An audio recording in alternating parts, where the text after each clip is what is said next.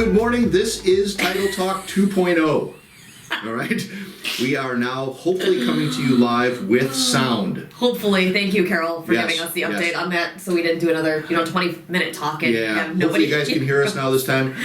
We are Inspired Title. My name is Drew. And my name is Amy. We are coming to you here from our studios at Inspired Title Group in Palos Heights. We are using one of our convenience closing offices here that we share in the building, and getting ready to kick off the holiday season. Yeah. We're talking a lot about what's coming up in the holiday. Like you guys, we're winding down a crazy year.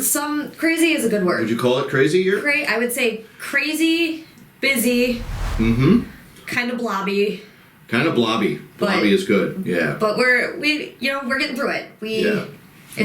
It's sure. We've Yeah. been lucky enough to be busy, and the busyness has come with some stress. But I Yeah. think we're weeding through it, and we're excited about the growth that's happening. But We're dressed for our holiday party. we have a holiday party today, We COVID do. style. We little don't. bit. Yeah, we don't normally dress like this. Right? We should maybe. We should. I mean, I wear pugs all the time. And I wear T-Rex sweaters all the time. And in case you missed, I kind of talked is about important, this yes. is super important. So Super. when I first started here, my coworker Miguel gave me the nickname Princess. Yes. Because obviously I get everything I want all the time. Everything. Everything. So, to commemorate that, I got myself a tiara Wow. for my Christmas hat. Thank That's you, awesome. Dollar Tree. That's awesome. So we are coming again to talk about the title world. We're coming here to talk about some fun facts. We got some good questions and answers today. We're talking a little bit about our Inspired Title Giving Back. I think there's going to be some really great things to talk about there, and planning for next year as well. We have some pretty exciting opportunities coming up to share with you guys as well. We do. Our company highlights and quotes of the day and all of that fun. So I think it's going to be a crazy next couple weeks. Yeah. And I think it's going to be something that we are hoping that we leapfrog into next year with Yeah. some excitement and some positivity and some joy. And as Amy said, we've been really busy, and we're thankful for that. We were deemed as essential workers. Yeah, which was something, it was weird when this first started. Yeah. Because, Yeah, for sure. when COVID first happened, they were saying, if there were cars parked in businesses, it didn't seem as essential. There was going to be people coming in and, shutting down. But Yep. then we found out that title companies actually are essential. Yep. We were driving around with, letters in our car in Yep. case we got pulled In case we over got stopped. because Mhm. it was just weird. It's something that if you would have told me 20 years ago that something like this would be happening in the world, I probably would have laughed in your face. No way. And I'm thinking about what happens to the next generation. Yeah. How are they gonna remember this, and what are they? Is this gonna be their? It's weird. My brain goes through these roller coasters of what It is very reality it is is. very bizarre. It's a very reality. this is our reality. We're definitely crazy. thankful to be as busy as we are, and we're excited to be coming here live to you guys today. Mm-hmm.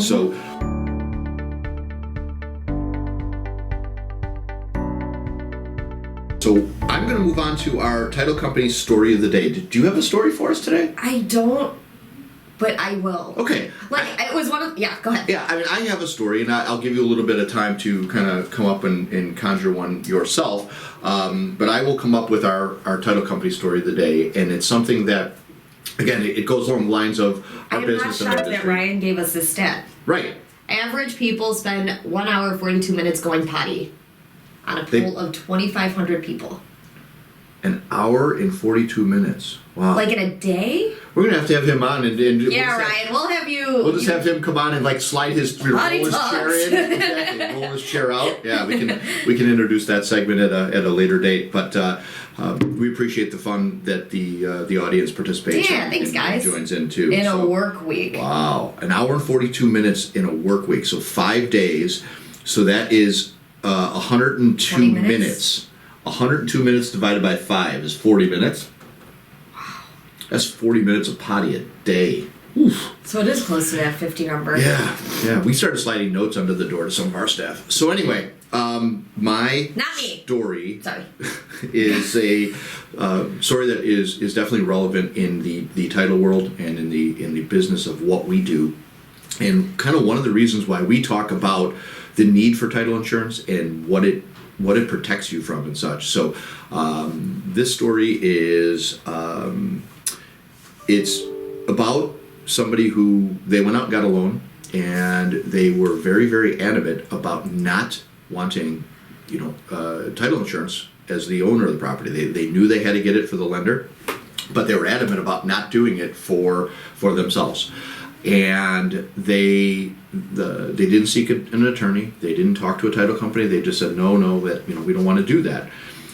Turned out that the folks a couple years later were notified by an ex-spouse of the prior title holder that claimed interest in that property. So in order to keep this thing moving, there was a lawsuit filed, and that individual wound up having to pay somewhere in the neighborhood of $160,000 or $170,000 to the ex-spouse to own the property, because that was their vested interest. That was their portion of the interest in that property. Now, if they had the title insurance would have covered that, and the attorney fees, and any other mitigation fees that go with this. So, wow. I mean, the judge obviously ruled in the favor of the ex-spouse, right. okay, because she was definitely a party to the transaction. She had a rightful ownership to the property, and the individual who thought they owned the house lost.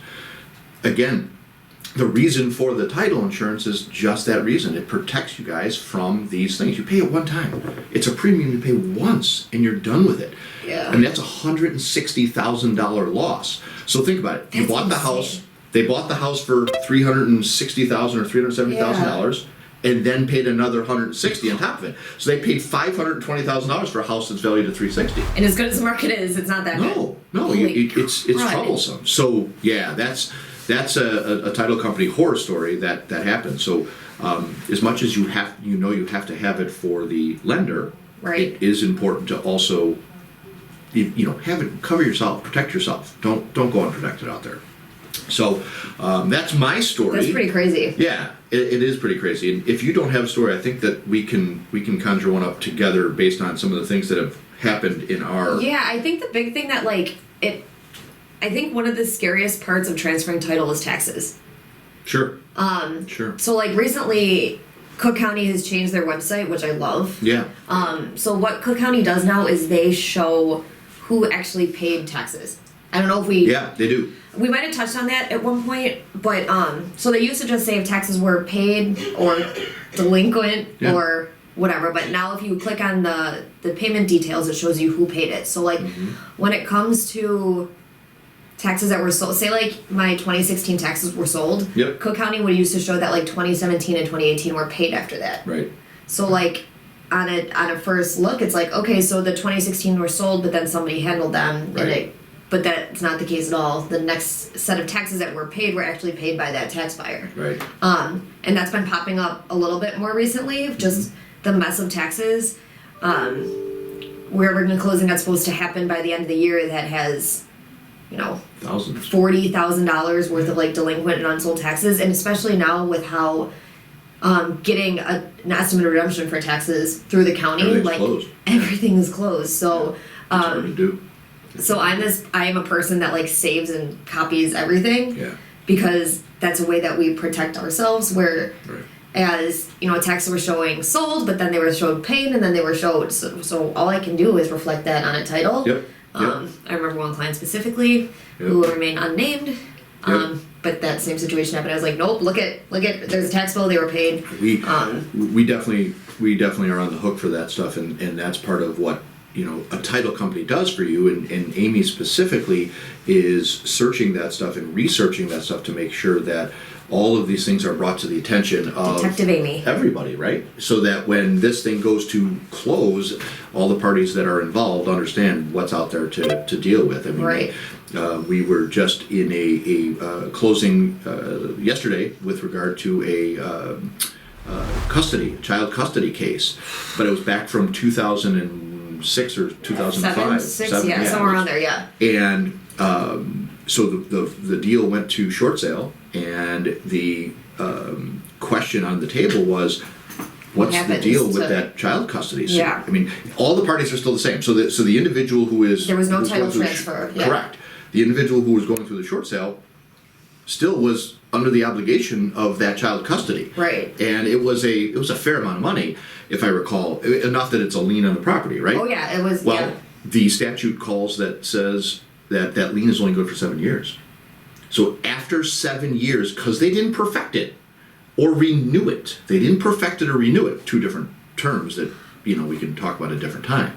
So literally, if they would have gone in to the court and asked the judge to renew that and then recorded it, then the 7-year clock starts again. But because they didn't do anything and let that thing sit there, that child custody case goes away.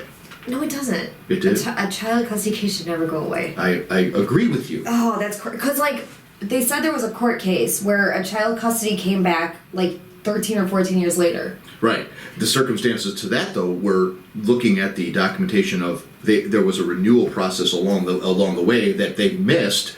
They went back to the original time. And it was 20 when Yep. the kid was 26 or 27. Yep. They finally got It's sad. These are the things we discover in the middle of this, and so this short sale, which is sad on its own right, is happening.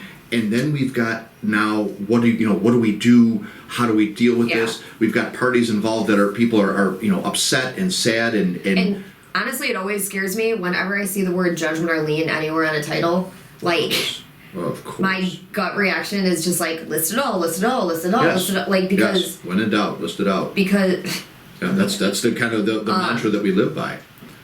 because you don't want that to be that one special circumstance where, usually it would have gotten removed, but that's what I'm always afraid of when it comes to these title searches and stuff. Right. There's a memorandum of judgment. It actually did get, it did go to a court date. It did have trial, but it got posted on the wrong pin. Then it's Yeah. not it's a scary thing. Sorry, I'm mumbling because No, it's okay. That's a battle I have probably 5 times a day. I'm not even kidding. No, it's guys, it's we've stressed this and we've talked about this, and the world today dictates this already that things are just moving. I advise our team that because we are so busy and because so many things are happening right now, that pay special attention, because this is when the fraud things happen. Yeah. This is when something like that can slip through the cracks. Yes. This is when so being an owner of a title company, there's a lot of risk, right? There's a lot of opportunities for fraud, for compromise files and information. So as an owner of a title company, I take great pride in having a team that cares and people that are on top of it. We have systems in place to really protect us. Mm-hmm. We have lenders that watch out for us, meaning the banks that we use and things. They kind of give us a call and say, Drew, this is weird. We are really lucky to have the relationships we have, because either we've had the door swing both ways, where they're like, I think there's a credit line mortgage that might be collateralized. Can you keep an eye on that when you're running title? Right. And it's so nice to have that relationship with these awesome people that we work with that kind of will give us that heads up. Absolutely. Or this is a weird one with a quick claim deed and estate, so it's probably going to take some special attention. Yep. And we watch their backs. We don't send them into a closing and don't make mention that there are sold taxes. Yeah. Or there are It's just, we're really lucky to have that really good relationship with our Definitely, teams. alerting people and communication, and that's the biggest piece of our industry is the communication part and keeping everybody involved and engaged. So, but that is our title stories for the day for your Thursday morning title talk. That concludes our title stories part.